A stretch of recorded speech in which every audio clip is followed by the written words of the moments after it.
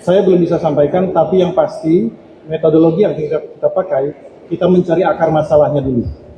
Akar masalah dari semua permasalahan ini, walaupun ini mau kecil, mau besar, kita cari dulu akar masalahnya, baru kemudian kita cari jalan keluar. Itu metodologinya. Jadi lebih meningkat waktu, kami persilakan saja Bapak Dirjen untuk menyampaikan apa yang menjadi visi misi beliau ataupun mungkin barangkali ada pertanyaan dari Pak Dirjen. Kami silakan Bapak Dirjen. Assalamualaikum warahmatullahi wabarakatuh. Salam sejahtera, Om Swastiastu, Namo Buddhaya, salam kebajikan buat kita semua. Terima kasih teman-teman dari media yang sudah hadir pada hari ini. Pertama-tama saya langsung saja menyampaikan bahwa kami mendapatkan tugas dari Bapak Presiden untuk menjabat sebagai Direktur Jenderal Imigrasi di Kementerian Imigrasi dan Pemasyarakatan. Tentunya yang pertama, yang paling atas, kita akan mewujudkan asal kita. Salah satunya itu tentang masalah reformasi hukum. Dan turunannya, Pak Menteri sudah mengimplementasikannya melalui 15 program aksi di tahun 2026 ini, di mana 7 diantaranya adalah khusus program dari Direktorat Imigrasi. Tentunya sebagai Dirjen Imigrasi yang baru, saya dan kami tidak akan keluar dari koridor tersebut, ya. Tapi juga memang Direktur Jenderal Imigrasi mempunyai kekhasan dan keunikan, ya. Tidak hanya sebagai pelaksana teknis saja, tapi harus bisa memberikan atau membaca alam pikir daripada Pak Presiden. Yang paling penting, bagaimana menyikapi situasi dan dinamika global. Ya, jadi hal ini yang mungkin menjadi concern bagi kita bersama, terutama dari kami dari Dirjen Imigrasi, untuk supaya bagaimana 4 fungsi daripada Dirjen Imigrasi, Direktur Jenderal Imigrasi. Yang pertama adalah pelayanan kepada masyarakat, ya. Yang kedua juga tentunya adalah penegakan hukum. Ketiga juga masalah keamanan, dan keempat ada kedaulatan. Kalau saya mempunyai keyword bahwa imigrasi untuk rakyat, intinya imigrasi adalah untuk rakyat, di mana pelayanan harus untuk rakyat, di mana fungsi keamanan harus untuk rakyat, fungsi kedaulatan harus untuk rakyat, fungsi fasilitator ekonomi, fasilitator sebagai di bidang pariwisata, di bidang ilmu pengetahuan, dan juga di bidang investasi harus untuk rakyat. Itu yang akan kita terjemahkan dalam program kedepannya yang kemungkinan besar, dan saya sudah tahu, ya, dari mengcapture dari luar ini sudah berjalan. Nah, tinggal bagaimana tantangannya, saya beserta jajaran bisa meningkatkan hal tersebut. Apa yang sudah baik yang ada selama ini kita tingkatkan, kita pertahankan dan kita tingkatkan, dan kemudian memberikan inovasi-inovasi yang tentunya harus objeknya adalah rakyat. Imigrasi itu rakyat. Dari saya sekian. Terima kasih Bapak Dirjen.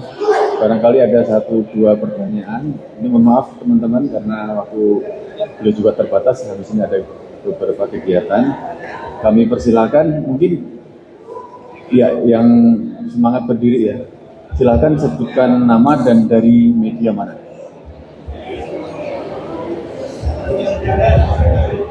Selamat siang Pak Endarsam, saya Ade dari Tempo. Mau bertanya Pak, terakhir kabar ada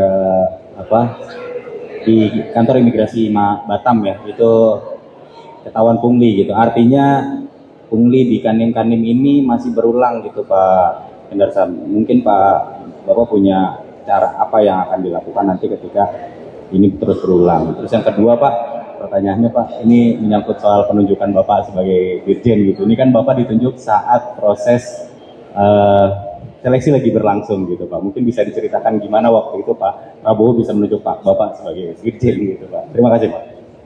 Yang pertama masalah di Batam, hal tersebut langsung direspon cepat oleh teman-teman di Kepatuhan Internal dan sudah dilakukan sanksi terhadap mereka. Yang kedua, supaya hal ini tidak berulang, saya belum bisa sampaikan, tapi yang pasti metodologi yang kita pakai, kita mencari akar masalahnya dulu. Akar masalah dari semua permasalahan ini, walaupun ini mau kecil, mau besar, kita cari dulu akar masalahnya, baru kemudian kita cari jalan keluar. Itu metodologi. Jadi kita tidak tambal sulam. Jadi tidak hanya masalah penindakan, kemudian ada lagi, kita tidak mau itu, kita cari akar masalahnya, kemudian baru kita membuat sebuah juknis yang kemudian secara struktural ini bisa berjalan dengan baik. Apapun itu, saya rasa semua pelanggaran, kalau sistemnya tidak rigid, tidak masih ada celah, itu yang kita perbaiki. Caranya apa? Akar masalahnya akan kita cari. Nanti saya akan bicara dengan para direktur untuk melihat hal tersebut. Yang kedua, agak sensitif, tapi saya tidak bisa jawab. Saya tidak akan berpolemik masalah itu. Mungkin nanti ditanyakan kepada bagian humas, ya, bahwa Bapak Presiden sudah menunjuk saya pada tanggal 29 Desember 2025, Kepresnya sudah keluar, dan nanti bagian humas yang kami jelaskan. Saya fokus bekerja dan tidak akan masuk ke dalam apapun itu, polemik itu, ya kan? Hari ini langsung dari sini saya langsung kerja. Itu aja sini. Terima kasih. Baik, karena tadi sudah 2 pertanyaan, Bapak berkenan satu lagi Pak? Satu lagi boleh? Baik, satu lagi ya. Sedikit Pak. Ya, silakan Mas. Radit dari Liputan6.com, ini sudah dikeluarkan aturan WFA untuk ASN dan tepat pada hari ini di mana Bapak dilantik. Bagaimana untuk teknisnya di imigrasi untuk menerapkan kebijakan itu? Yang pasti sejalan dengan apa yang diarahkan oleh Pak Presiden melalui Mensesnek, bahwa ya kita masih menunggu edaran bagaimana juknisnya, bagaimana aturan yang tepat untuk masalah itu. Kita tidak bisa membuat kebijakan sendiri, menafsirkan sendiri.